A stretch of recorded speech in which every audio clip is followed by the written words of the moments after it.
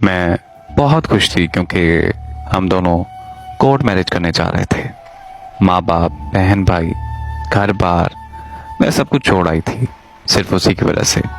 उसने मुझे बोला कि तुम यहाँ रुको, मैं वकील से बात करके आता हूँ। सुबह से शाम होने को आई और शाम से रात, लेकिन वो शख्स नहीं आया। उसके इंतज़ार में रो रो कर मेरे आंसू भी ख़त्म हो गए थे।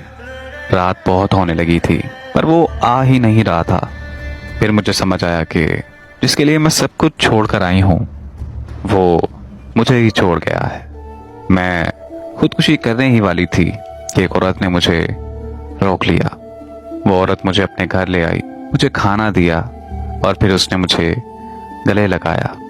उसके गले लगते ही मैं इतनी ऊंची ऊंची रोने लगी कि मेरी रोने की आवाज़ से पूरा मोहल्ला जाग गया। मेरे चुप होने पर एक आदमी मेरे कमरे में आया और उस औरत ने बोला कि इस आदमी से तुम्हारी शादी है। फिर उस आदमी ने मेरे साथ रात गुजारी और अगले दिन किसी और ने। एक हफ्ता ऐसे ही गुजर गया। हर रोज़ मेरी किसी ना किसी आदमी से शादी होती थी और फिर मुझे समझ आने लगी कि ये शादी नहीं है और ये भी कि मैं कहाँ आ गई हूँ।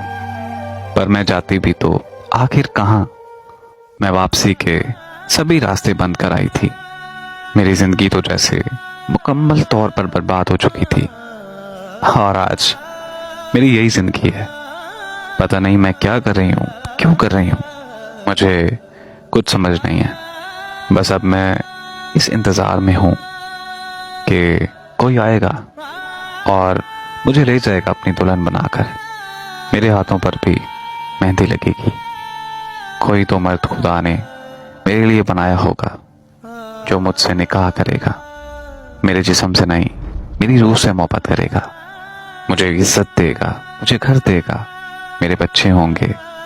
पर शायद मेरी ये ख्वाहिश कभी पूरी नहीं हो सकती क्योंकि मैंने अपनी ज़िंदगी खुद बर्बाद की है और इसकी जिम्मेदार सिर्फ और सिर्फ मैं हूँ।